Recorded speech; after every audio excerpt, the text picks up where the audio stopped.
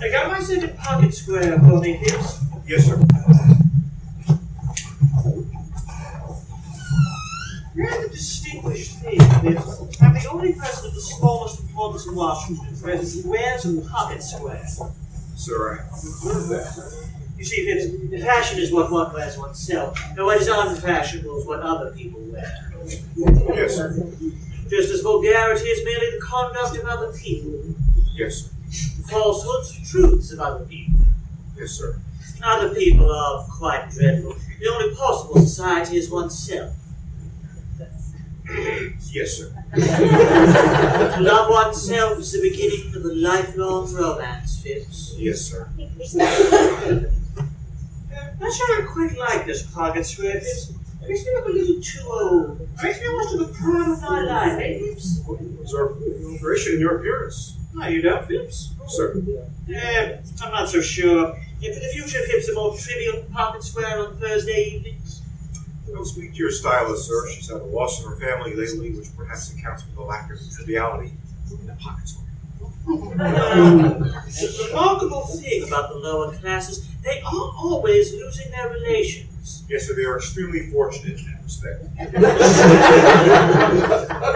Hey, got any letters for me, Phipps? 3, sir. Actual letters on actual paper. It appears so, sir. What a cab round in 10 minutes. Yes, sir. And, Phipps, when did this letter arrive? Just brought my hand just after she went. That will be all.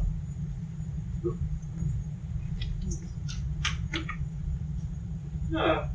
Gertrude's handwriting on her pink notepaper.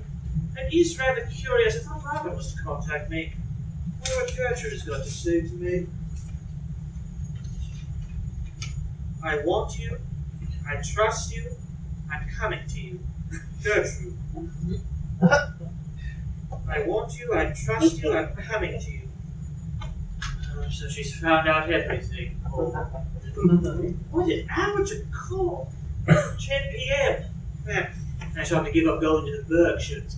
However, it is always nice to be expected and not to arrive. Not expected at the 9:30 club, but I shall certainly go there. I will make her stand by her husband. It is the only thing for her to do.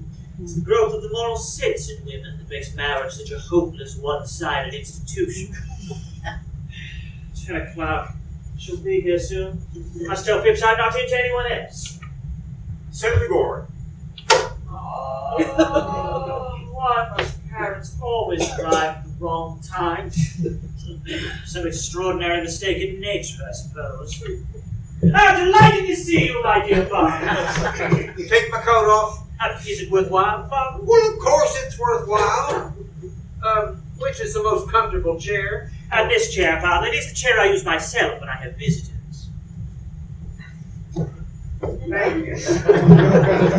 No drafts, I hope, in this room. Oh, certainly not, Father. What would draft middle of summer? Oh, glad to hear it. Can't stand drafts. No drafts at home. Not too many breezes, though, Father. Don't understand your meaning. I want to have a serious conversation with you, son. Oh, my dear Father, at this hour. Well, it's only 10 o'clock. What's your objection to the hour? I think the hour is an admirable hour. Oh, my dear Father, I am sorry, but today is not my day for talking seriously. I am sorry, but today is simply not my day. What do you mean? In the summers, Father, I only talk seriously on the first Tuesday of every month from 4 to 7. Make it Tuesday, then. Make it Tuesday. But it is after 7, Father. And my doctor tells me I mustn't have any serious conversation after 7. It makes me talk in my sleep. Talk in your sleep? Well, what does that matter? You're not married. No, Father, I am not married. And that is what I wanted to talk to you about, son. It is high time for you to get married. You must get married at once. Why, when I was your age, having been an inconsolable widower for 3 months, I was already paying my addresses to your admirable mother. Damn it, man, it is your duty to get married. You can't be always living for pleasure. Every man of position is married nowadays. Bachelors are not electable anymore. They're a damaged lot. You must get a wife, son. Look at your friend Robert Chiltern, where he's got to by probity, hard work, and a sensible marriage to a good woman. Oh, why don't you imitate him, son? Why don't you take him for your model? Yeah, I think I shall. I wish you would. If you did, it would make me a happy man. At present, I make your mother's life miserable on your account. Heartless, son. Quite heartless. Oh, I hope not, Father. And besides, it's hard time for you to get married. You're 34 years of age. Yes, Father, but I only admit to 32. I'm 31 and a half, and I'm a really good pocket square. And this pocket square is not trivial enough. I tell you, you are 34. And there's a draft in your room besides, which makes your conduct worse. Oh, why did you tell me there was no draft, son? I feel a draft. I feel it distinctly. So do I, Father. It is a dreadful draft. It's called air conditioning. I'll come and get you tomorrow, Father. We can talk about anything you would like. Let me get your coat. Oh, no. I called here this evening for a definite purpose, and I'm going to see it through at any cost to my health or yours. Put down my coat. Certainly, Father. But let us go into another room. There is a dreadful draft in here. Phipps, is the air conditioning turned off in the smoking room? Yes, sir. Let us go in there, Father. Your sneezes are quite heart-rending. Well, I suppose I have a right to sneeze when I choose. Oh, certainly, Father, quite so. I was merely expressing sympathy. Oh, damn sympathy. There is a good deal too much of that sort of thing going on nowadays. No, I quite agree, Father. If there was less sympathy in the world, there would be less trouble in the world. That is a paradox, son. I hate paradoxes. Oh, so do I, Father. Everybody one meets a paradox nowadays. It's a great bore. It makes society so obvious. Do you always really understand what you say? Yes, Father. I have to listen intently. Listen, conceited little shit. Going to hell on the handbag. Phipps, there's a lady coming to see me tonight on particular business. Let her into the office when she arrives, you understand? Yes, sir. It's a matter of the gravest importance, Phipps. I understand, sir. No one else is to be admitted under any circumstances. I understand, sir. Ah, that must be the lady. I shall see her myself. Boy, am I to wait attendance on you? No, Father, just a moment. Remember what I said, Phipps, into that room. Yes, sir.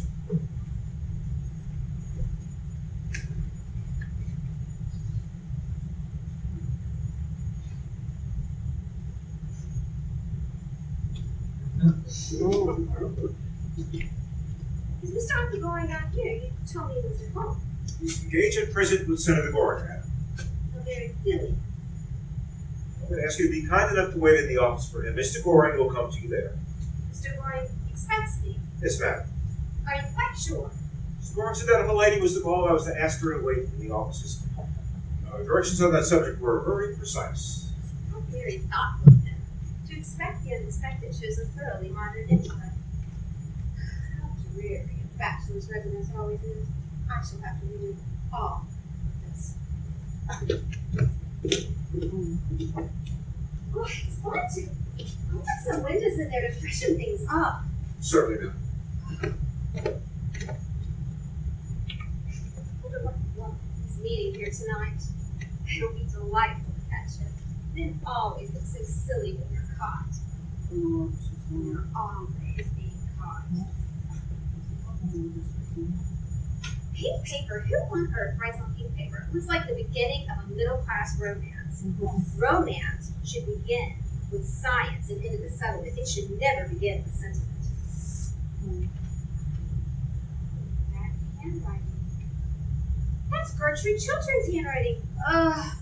I remember it perfectly now. The 10 Commandments, the stroke of the pen, and the moral law all over the page. Ugh, I wonder what she's writing to him about. Probably something wretched about me. Text them. I want you. I trust you. I'm coming to you. Gertrude? Who was in the office, madam? We're open as you directed. Thanks. I trust you'll find the evening air to your liking. The creek myrtle in the yard produces the most enjoyable scent of the evening.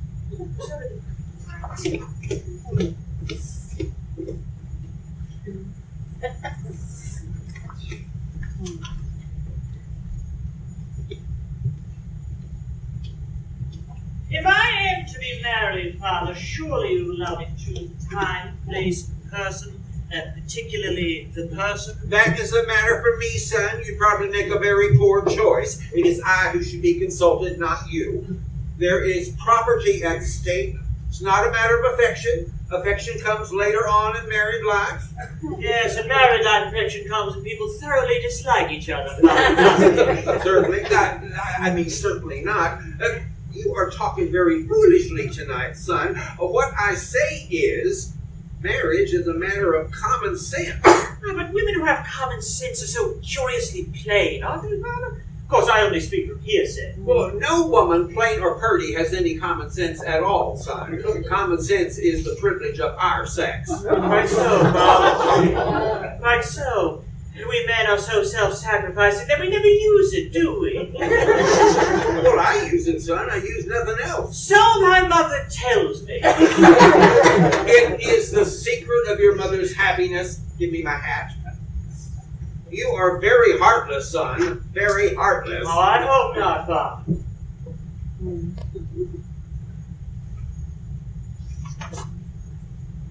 My dear Arthur, what a piece of good luck meeting you on the doorstep. Your man had just told me you were not at home. How extraordinary. The fact of the matter is, Robert, I am horribly busy tonight, and I gave orders I wasn't at home to anyone.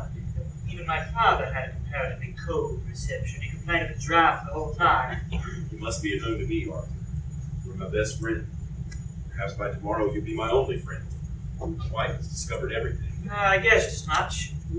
Really? How? Oh, but merely by something in the expression of your face as you came in. Who told her? Mrs. Cheveley herself. Now, the woman I love knows I began my career with an act of low dishonesty, that I sold like a common huckster the secret that had been entrusted to me as a man of honor.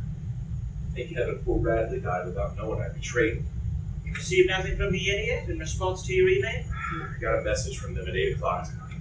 Well?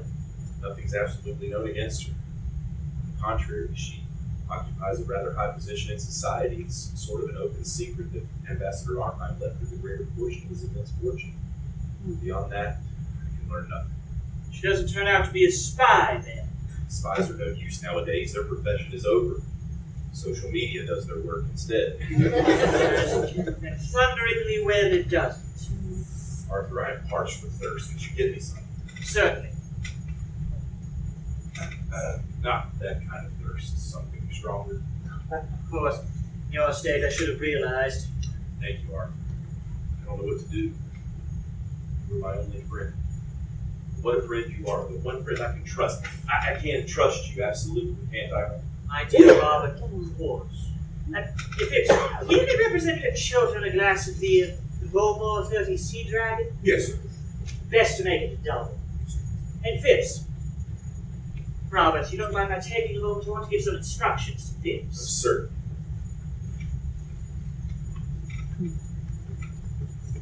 Phipps, when that lady arrives, tell her that I'm not expected home this evening, and tell her that I've been suddenly called out of town. You understand? Sir, the lady is in that room, sir. You show her into that room, sir. You did quite right. Oh, what a mess I've made. Gertrude in there and Robert out here. No, I'll get through it. I'll give her a lecture through the door. I'll put secret of management. Arthur, tell me what I should do. My life seems to have crumbled about me. Robert, you love your wife, don't you? I love her more than anything in the world. Love is the great thing in the world. There is nothing but love, and I love her. But there's a wide gulf between us, Arthur. She's found me out. Has she never in her life done some folly, some indiscretion that she should not forgive your sin? My wife? Never. She does not know what temptation or weakness is. I am of clay like other men. She stands apart as good women do. Pitiless in her perfection. Cold and stern and without mercy. But I love her, Arthur. She has cut my heart in two. It was brutal of her this evening. I said things to her that were hideously true on my side, from my standpoint, but don't let us talk of that. She will forgive you, Robert. And perhaps at this moment she is forgiving you. She loves you, Robert. Why should she not forgive? God grant it. But there's something else that I must tell you, Arthur. The Bowmore, sir.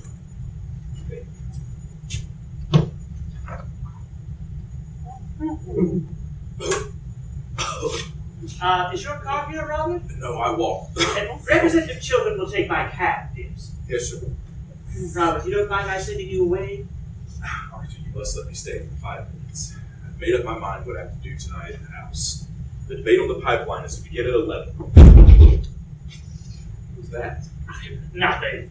I heard a chair call in the next room. Someone's been listening. No, there's no one there. There is someone there. There are lights and the door is ajar. Someone has been listening to every secret of my life. Robert, you are excited, unnerved. I tell you, there is no one in that room. Sit down.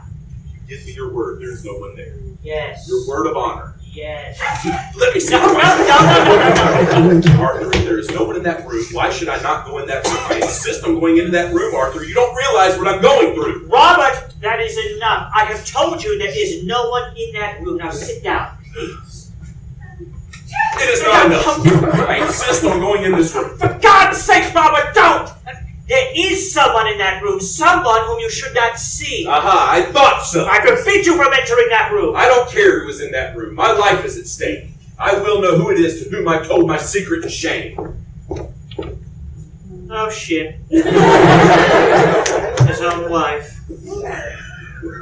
What explanation have you to give for the presence of that woman here? Robert, I swear to you on my honor that that lady is stainless and guiltless of all offense towards you. She is a vile and infamous thing. No, don't say that, Robert. It was for your sake she came here. It was to save you she came here. She loves you and no one else. You are mad.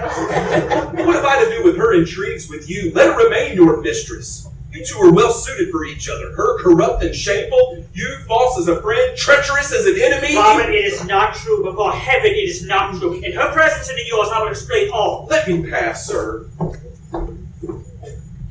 You have lied enough upon your word of honor.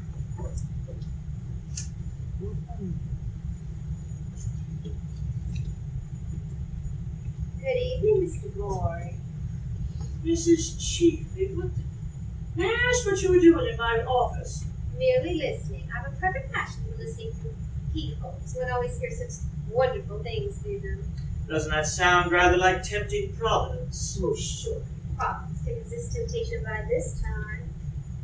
Yeah, I am glad you called. I'm going to give you some good advice. Oh, pray don't. One should never give a woman anything she can't wear in the evening. You see, you are quite as willful as you used to be. Far more. I've greatly improved. I've had more experience. Too much experience is a dangerous thing. You've come here to tell me Robert Chilton's letter, haven't you? To offer to you on conditions. How did you guess that? Because you haven't mentioned the subject. Have you got it with you? Oh, no. A well-made dress has no pockets. How much do you want for it? How absurdly wealthy you are. Why, the wealthy think a checkbook can solve every problem in life. Well, my dear author, I've got very much more money than you've got, and quite as much as Robert Chilton's got hold of. Money's not what I want. What do you want then, Mrs. Cheveley? Why don't you call me Laura? I don't like the name. You listened for it. Yes, that's why. Arthur, you loved me once, Yes, and you asked me to be your wife, that was the natural result of my loving you. and you threw me over because you saw, or said you saw, Senator Warlock trying to have a violent flirtation with me on the veranda at the bushes. I believe my lawyer settled that matter with you on certain terms, dictated by yourself. At the time, I was poor. You were rich. Quite so. That is why you pretended to love me. Old Senator Warlock. He only had two topics of discussion: his gout and his wife. He used the most horrible language about them both. I could hardly make out which of the two he was talking about. You were silly, Arthur. Warlock was never anything more to me than an amusement.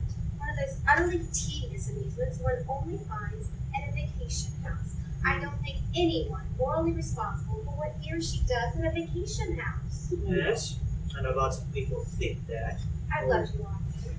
My dear Mrs. Cheveley, you have always been far too clever to know anything about love. I loved you, and you loved me. You know you loved me. And love is a very wonderful thing.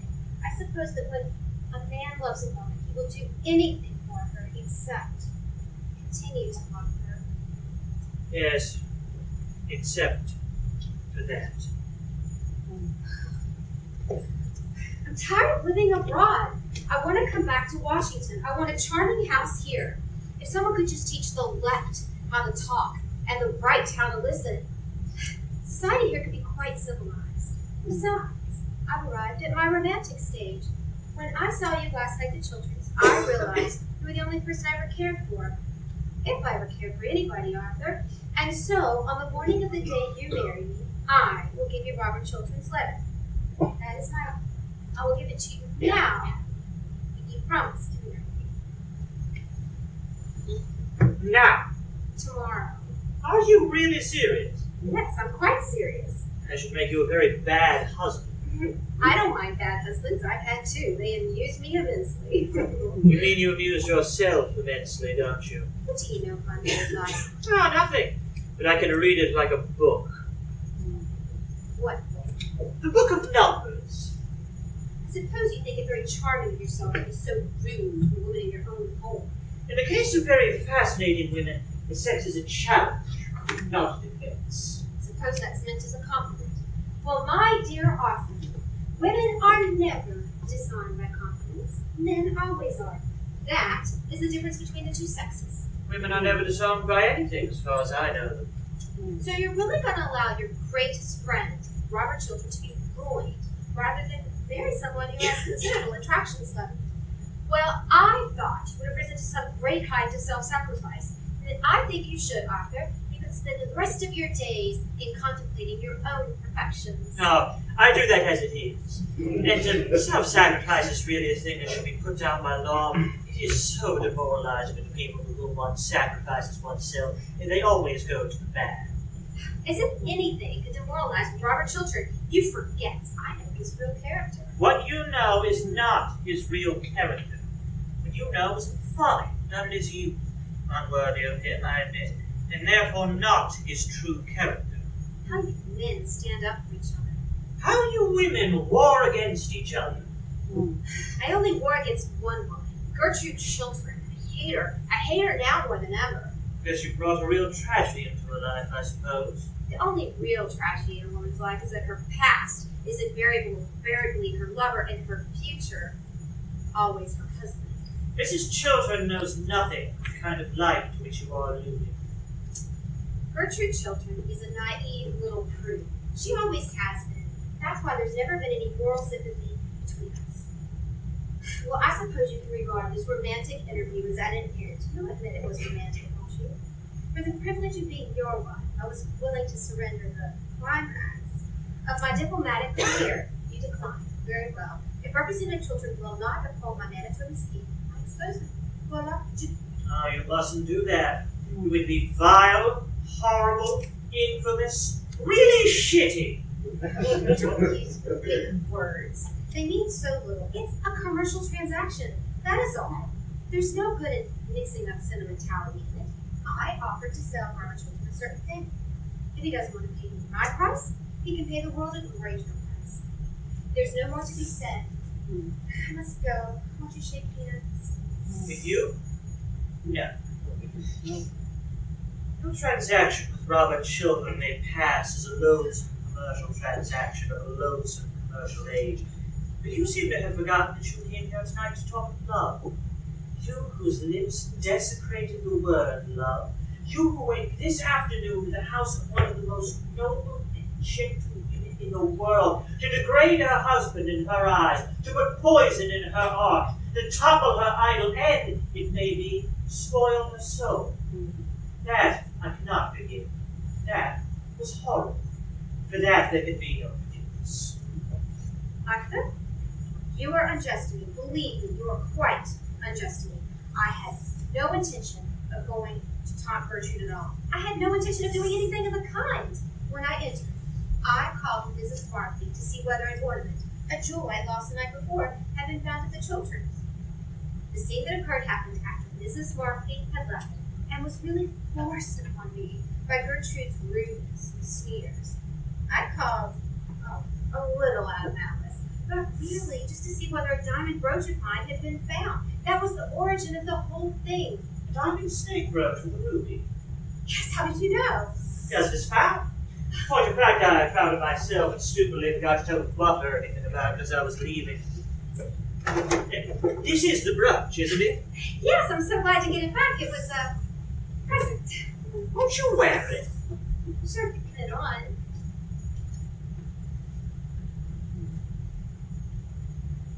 Why do you put it on as a bracelet? I never knew it could be worn as a bracelet. Oh, really? But it really does look rather well on me as a bracelet, doesn't it? Yes. Much better than when I saw it last. When did you see it last? About 10 years or so ago, and this is Mary Berkshire, from whom you stole it. What do you mean? I mean that you stole that very expensive piece of jewelry from my cousin, Mary Berkshire, to whom I gave it when she was married. Suspicion fell on a wretched servant who was sent away in disgrace. I recognized it last night. I determined to say nothing about it until I found the thief. I have found the thief now, and have heard her own confession. It's not true. Oh, you know it is true. Why, thief is written across your face at this moment. I'll deny the whole thing from beginning to end. I'll say I've never seen this wretched thing. It was never in my possession. The drawback of stealing a thing, Mrs. Cheeve, is that one never knows just how wonderful the thing one steals is. You can't get that bracelet off unless you know where the pin is. Let's say you don't know where the pin is. It is rather difficult to find. Coward, brutes. Oh, don't use big words. They mean so little. What are you doing? I'm going to clip it for tips. He's an admirable servant. Always comes the moment one calls for him. When he arrives, I will tell him to call the police. The police? What for? Oh, tomorrow the Berkshires will prosecute you. That is what the police are for. Don't do that. I'll do anything you want. Anything in the world you want. Give me Robert Chiltern's letter. Stop. Give me a minute to think. Give me Robert Chiltern's letter. I'll give it to you tomorrow. You have it with you right now, don't you? Give it to me at once. Is this it? Yes. For so well-dressed a woman, Mrs. Cheveley, you have moments of admirable common sense. I congratulate you.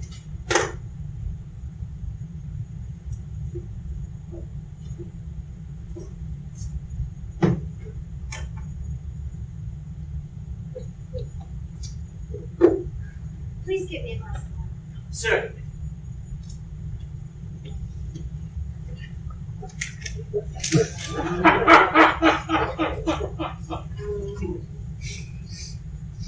Thanks. Please help me with my boat. With pleasure.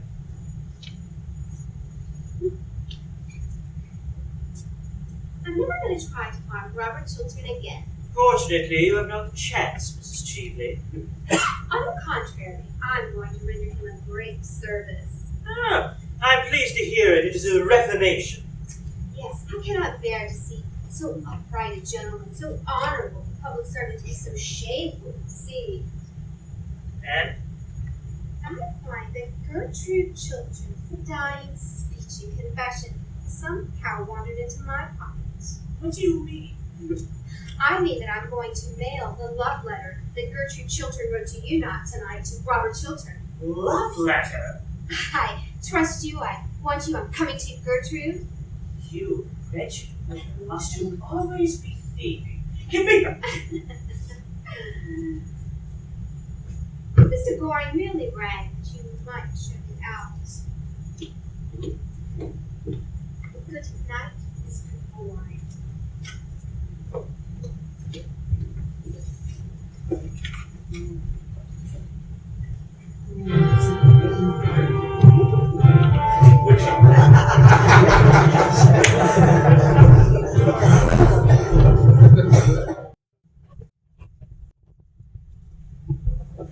Alexa, call Mason to the morning room. Okay, calling Mason to the morning room. It's a great nuisance. Can't find anyone in this house to talk to, and I am full of interesting information. I feel like the latest edition of something or other. Representative Chiltern is still at his office, sir. Is Mrs. Chiltern down yet? No, she's yet to come from her room. Miss Chiltern has just returned from Ryder. That is something. Senator Goring has been waiting some time in the library to speak with Representative Chiltern. I told him you were here, though. Thank you. Would you kindly tell him I've gone? Yes, I'll do so, sir.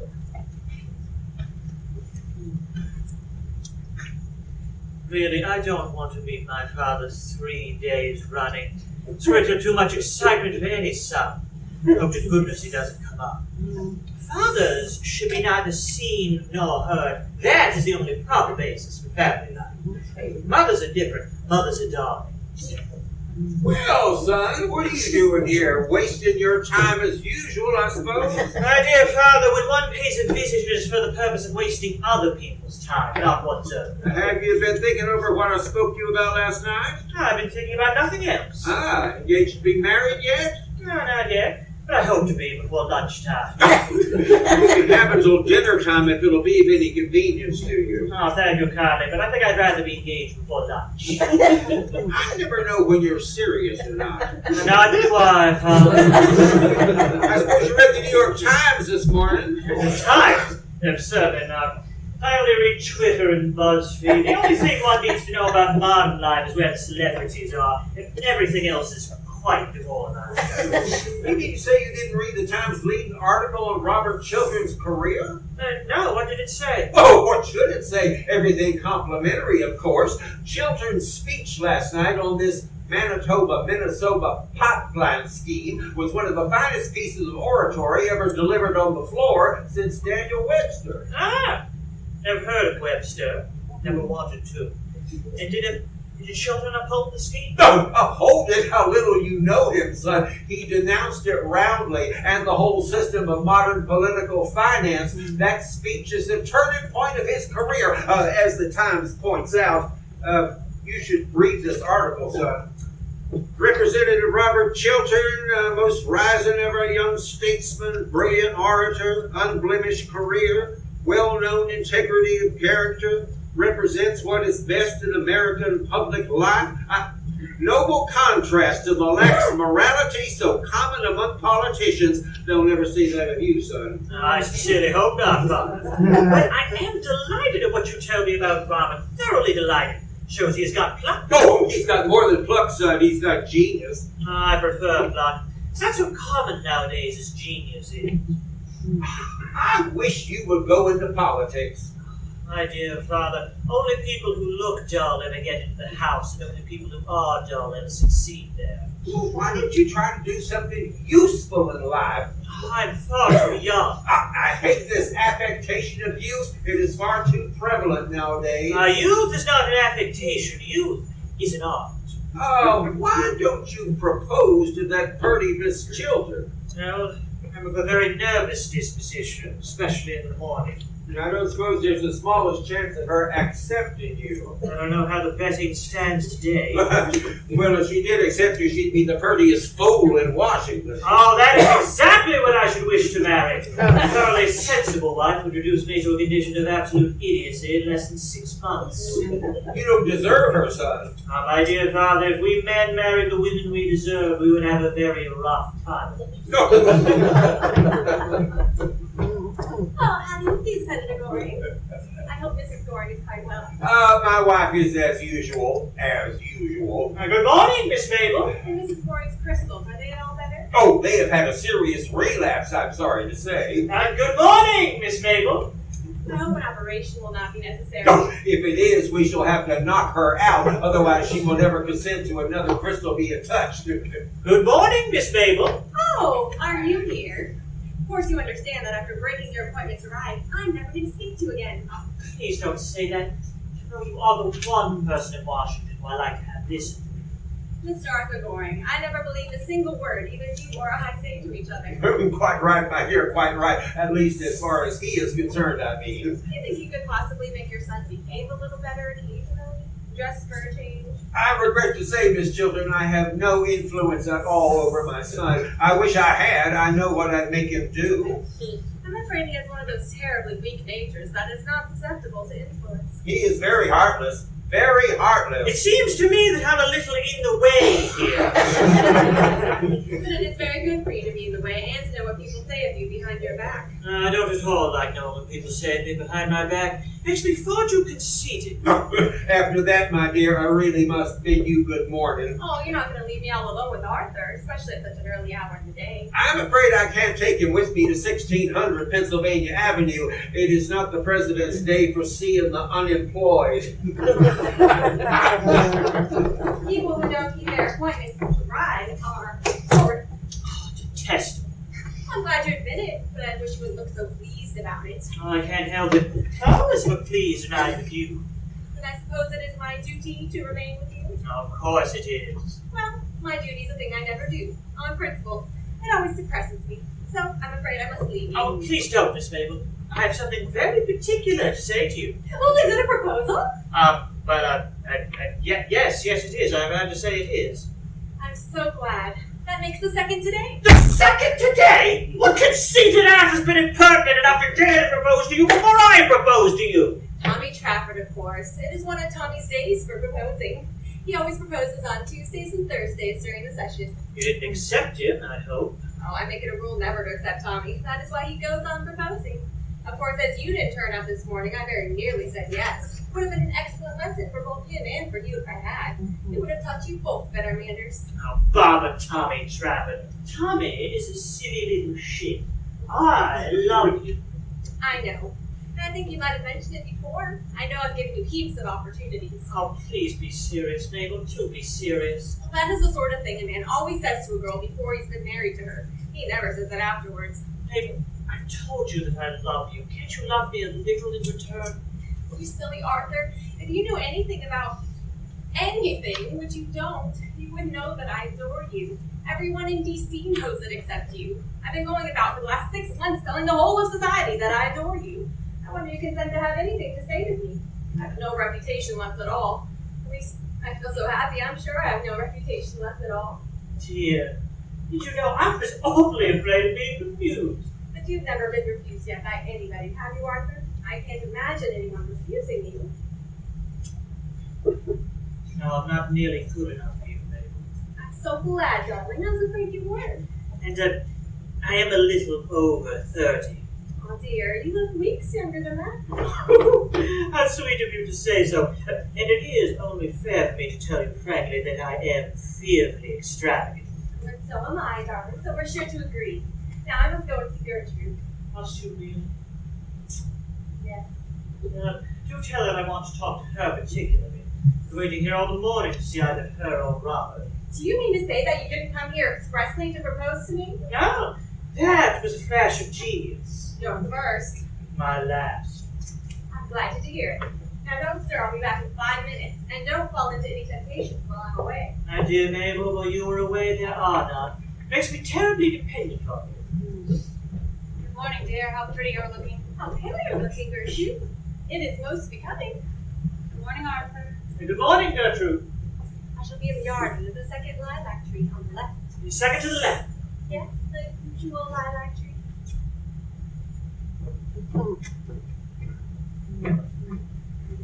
Gertrude, I have a certain amount of very good news to share with you. Last night, Mrs. Cheatley gave me up Robert's letter and I burned it. Robert is safe. Safe. Oh, I am so glad of that. What a good friend you are to him, to us.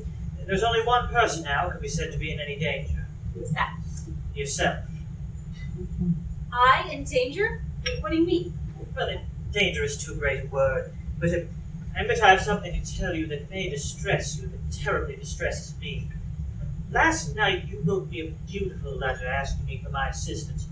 Wrote me as one of your oldest friends, one of your husband's oldest friends.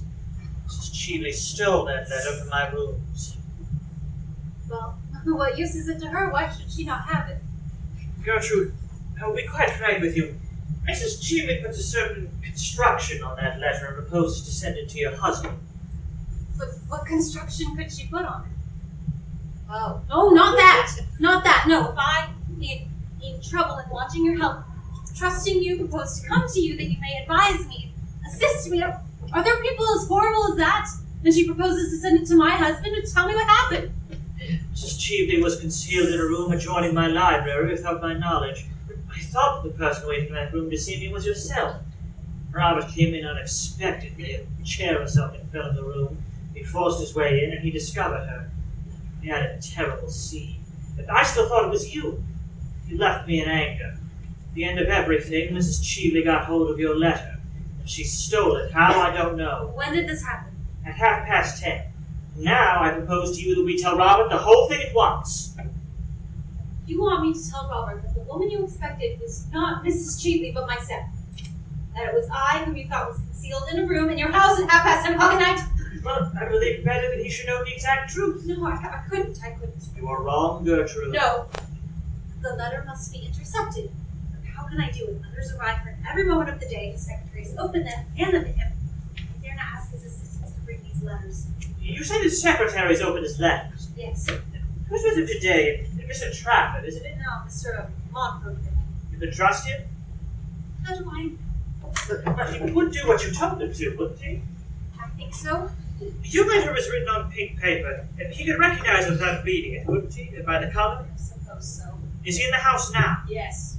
Now then, I shall go and see him myself and tell him that a certain letter written on pink paper is to be forwarded to Robert today, and that at all costs it must not reach him. Robert is coming with the letter in his hand. I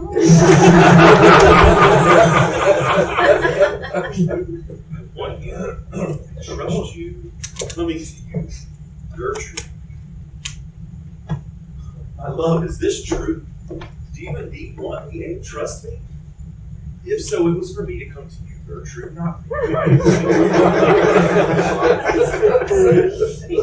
This letter of yours, Gertrude, it makes me feel that nothing that the world may do can harm me now. You want me, Gertrude? Yes. You trust me, Gertrude. Yes. Why did you not add that you love me? Because I love you. Gertrude, you don't know what I feel. When Montfort passed me your letter across the table, you must have opened it, by mistake, I suppose, without looking at the handwriting on the envelope. And I read it. I didn't care what disgrace or punishment was in store for me. I only thought that you loved me still. There is no disgrace in store for you, nor any public shame. Mrs. Cheeley has handed over to Arthur the document that was in her possession, and he destroyed it. Are you sure of this? Yes, Arthur just told me. Then I'm safe. For 2 days I've lived in terror. How did he destroy my letter? Tell me. He burned it. I wish I could have seen one sin of my youth burning to ashes. How many men there are in modern life who would like to see their past burning to ashes before them? Is Arthur still here? Yes, without me already. I'm so glad I made that speech last night. I needed thinking that public disgrace might be the result, but it has not been so. Public honor has been the result. I think so. I fear so almost. Although I'm safe from detection, I suppose we're true that. I suppose I should retire from public life. Yes, Robert, you should do that. It is your duty to do that. It is much to surrender. No, it will be much to gain.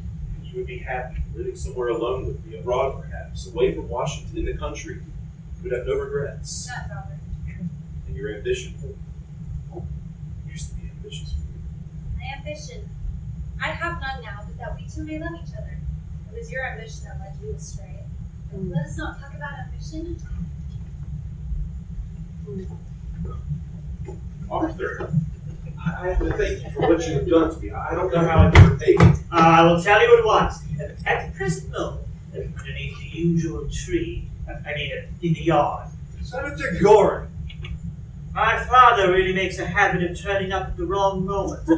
It's very heartless of him, very heartless indeed. Good morning, Mrs. Chiltern. Congratulations, Chiltern, on that brilliant speech last night. I have just left the president, and you are to have the vacant seat in the cabinet. A seat in the cabinet? Yes, here is the president's letter. A seat in the cabinet? Certainly, and it is well deserved. You have what we want so much in political life nowadays. High character, high moral tone, high principles, everything that you have not got, son. I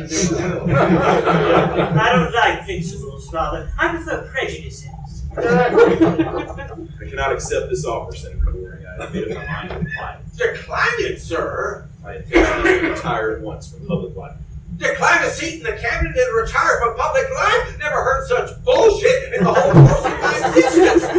I beg your pardon, Mrs. Chiltern. Chiltern, I beg your pardon. Don't grin like that, son. Oh, no, Father. Mrs. Chiltern, you're a sensible woman, the most sensible woman in Washington, the most sensible woman I know. Will you kindly prevent your husband from making such a, from taking such, will you kindly do that, Mrs. Chiltern? I think my husband is right. His determination, Senator Goring, I approve of it. You approve of it? Great Scott! I admire him immensely for it. I've never admired him so much before. He's finer than even I thought. You will go write your letter to the president now, won't you? Don't hesitate about it, Robert. I suppose I should write it at once. Such offers are not repeated.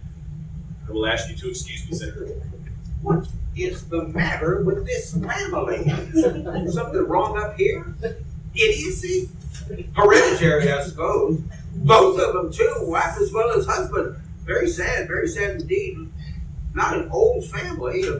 I can't understand it. No, it's not idiocy, Father, I assure you. Well, what is it? No, it's just what is called nowadays a high moral tone, Father. That's it. I hate these newfangled names. Same thing we used to call idiocy 50 years ago. I can't stay in this house any longer. Yes, Father, just stay up there a moment. The second tree to the left, the usual lilac tree. What? Sorry, Father, I forgot. The yard, Father, the yard. And there's someone there I want you to talk to. What about? What about me? Not a subject on which much eloquence is possible. Oh, no, Father, but the lady is like myself.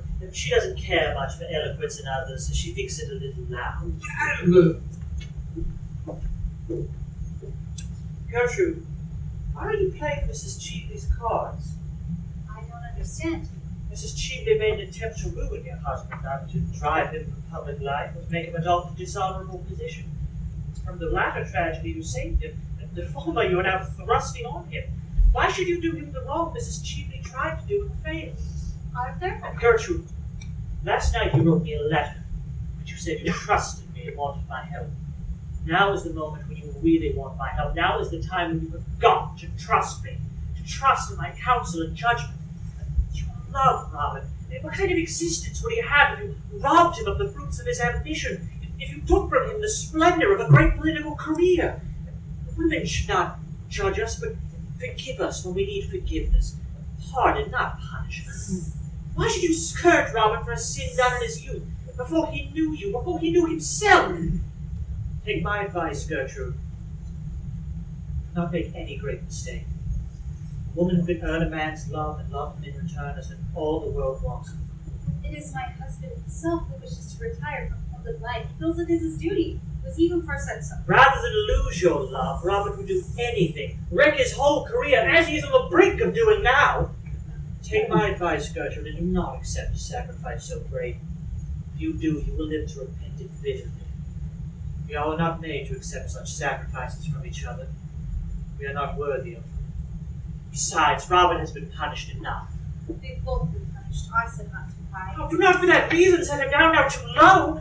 If he has spoken from his altar, don't thrust him into the mire. Failure to Robert would be the very mire of shame. A power is his passion. He would lose everything, even his power to feel love. Your husband's life is at this moment in your hands. Your husband's love is in your hands. Don't mock over him. Gertrude, here's the draft of my letter. Shall I read it to you? Let me see it. What are you doing? Arthur has surprising insightful thoughts as to the intricacies of the married life. Surprising given his lack of being married. I have just learned this and that's all quickly from Arthur. I will not spoil your life for you, nor do you spoil it as a sacrifice to me, a useless sacrifice. Gertrude. Men can forget, men easily forget. I forgive, that is how we help the world. My wife. Arthur, it seems I'm always to be in your debt. Oh, no, Robert. Your debt is to Gertrude, not to me. No, I owe you much. And now tell me what it was you were going to ask me just now when Senator Goring came. Robert, as your parents have long since passed, I'd like to ask your blessing to my marrying Nathan. That's all. Oh, I'm so glad. Oh, thank you, Gertrude. My sister to be your wife? Yes.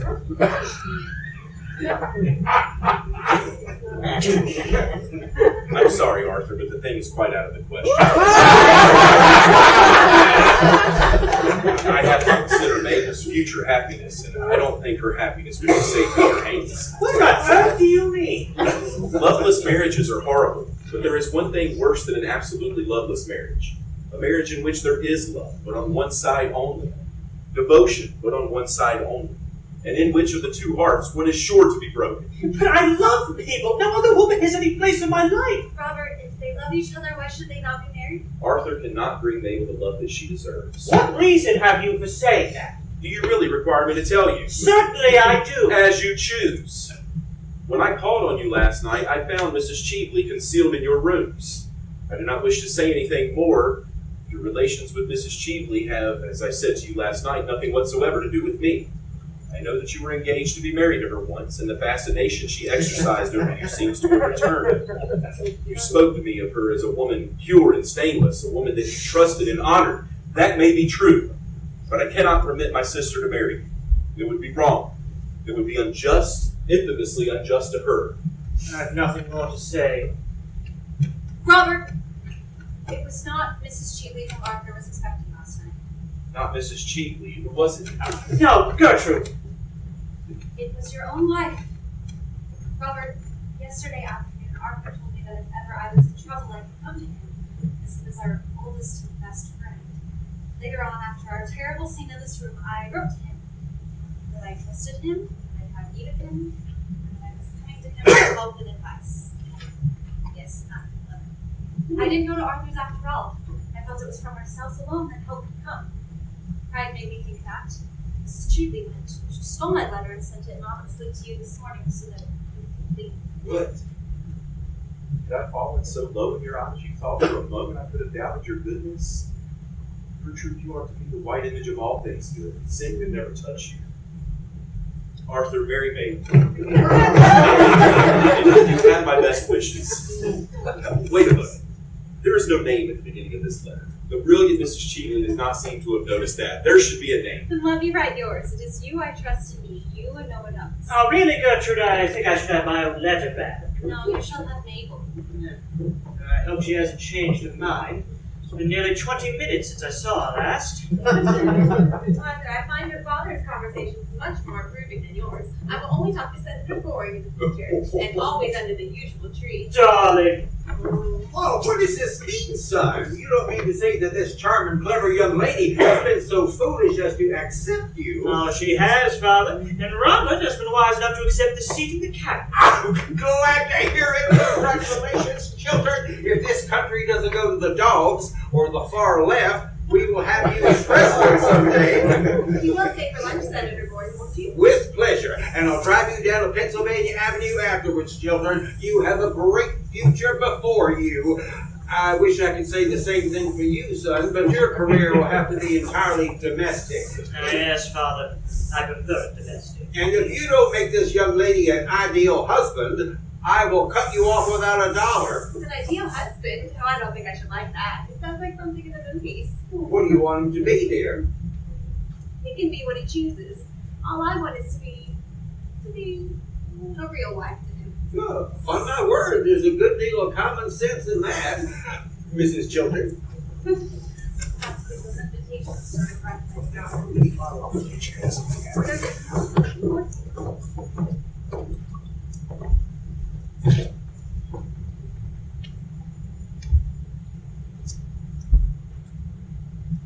Aren't you coming in, Robert? Gertrude, is it love you feel for me, or is it pity? It is love, Robert. Love and only